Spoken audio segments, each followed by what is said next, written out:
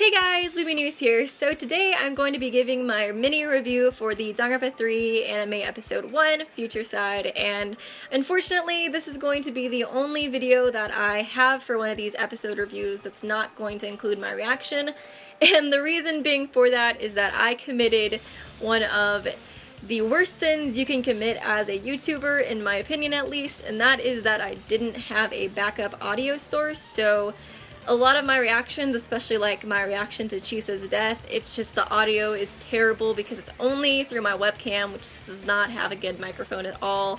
So there's like this awful popping sound in the background, and unless I completely mute it, it's just really bad sounding. So I'll include my reaction to Chisa's death below me, but I am not gonna be able to have like the full reaction up there because a lot of the best moments are just that has that awful popping sound. So I was very surprised if you guys are interested in that fact.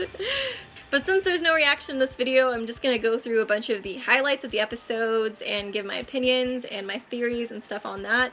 So let's go ahead and get started. So in the opening sequence we see just tons and tons of stuff having to do with the Ultimate Despairs. We see Kazuichi looking at the giant Monokuma he was creating in the trailer.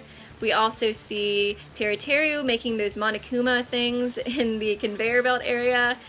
And moving on, we can see Gundam, who actually does have the huge snake around him. We talked about that in the live stream last night, and I thought it was pretty funny, so I was pretty shocked that that was actually real, just a giant snake being around him. But it does seem in this shot that he has a bunch of animals wreaking havoc into towns and stuff like that, and I honestly prefer that a lot more than to him killing animals. I guess he could still kill animals, but I know it's awful to say I'd rather him use animals to kill people, but just the thought of Gundam killing animals is really sad to me. But we can see that, and we also see the ultimate imposter dodging bullets and just looking totally awesome.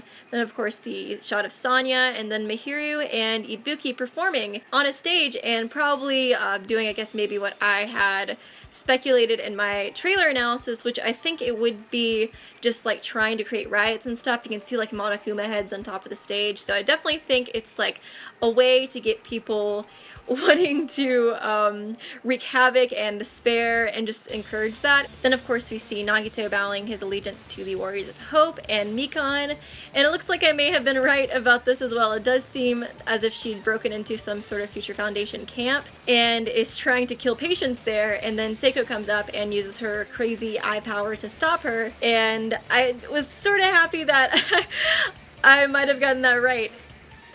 And I think a lot of this is foretelling to how the Future Foundation members captured the Ultimate Despairs, like with Mikan, and then that fight that we see with Peko and Fuyuhiko battling the Future Foundation members. I think that was like the battle leading to their capture. And that whole scene is just super duper epic. We see Peko and Munakata just like face off and have like a sword battle. It's really cool. And then we see Izuru watching the whole entire thing take place. This whole scene is just like the epitome of like badass cool. I did not expect to see the Ultimate Despairs this early on, and I have to say I'm very happy and impressed that we got to see them this early. It's really cool. Moving on to the anime opening for this, we do see every character like dying and then them next to themselves dying with the bracelet highlighted. And the interesting thing I did notice about this is Chisa's position in the anime opening compared to how she actually dies in the episode. It's very similar, the position she's in. In the anime opening, it looks like her wrist is slit instead of being, you know, stabbed into a chandelier, but it's really interesting that it's the same position, so I definitely think this opening could foreshadow some of their deaths in the anime. But something I did find interesting was that Tengen says that Munakata was the one who constructed this building and it was under his control. So a lot of us were sort of wondering how Monokuma could have broken into this building in the first place, and the fact that it's under Munakata's control is suspicious to me, but I'll talk a little bit more about that later. Then something else that's sort of interesting is just how hostile and how out of sync the Future Foundation seems. It seems like a lot of the members dislike each other. There's a lot of butting heads like Great Gozu and Juzo, Ruruka and Seiko. There's a lot of people that don't get along in the Future Foundation, and I think it's gonna make a very interesting killing game because it was like they were already beating each other up before Monokuma showed up, so it's pretty intense. It's a very hostile environment. And something interesting I didn't notice personally when I first watched the episode, but I saw Valwin's point out, was that after the Future Foundation was attacked with missiles, it looks as if Hagakure was locked out of the new Killing Game, so some of me wonders if that's what the crystal ball was supposed to symbolize.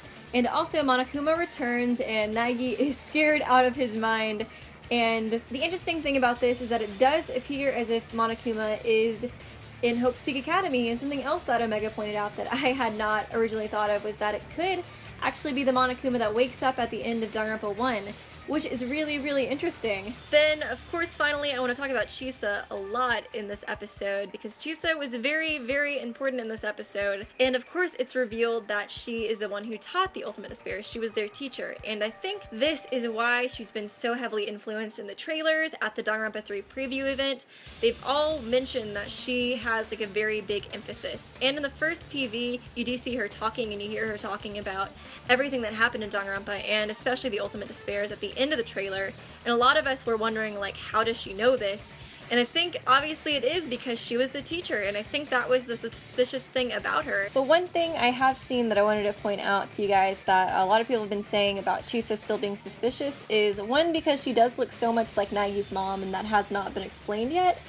And also because when Asahina finds the dead security guards, that like Danganronpa like death music's played, but when Chisa is found dead, the death music doesn't play, and I think some people have interpreted that to mean that maybe she's not dead. Of course, next I want to talk about Chisa's death, and I really am honestly very, very suspicious of Munakata in all of this. So the reason I find Munakata the most suspicious for this murder and just being the traitor in general is because, first of all, like I said, Tengen states that the whole building is constructed by Munakata. It's under his control. And a lot of us were wondering, how does Monokuma infiltrate this huge building that the Future Foundation has made? It's supposed to be heavily surveillanced. They have a ton of power. That's even implied heavily in Super Danganronpa 2 that this is like a huge organization. They should have a ton of security.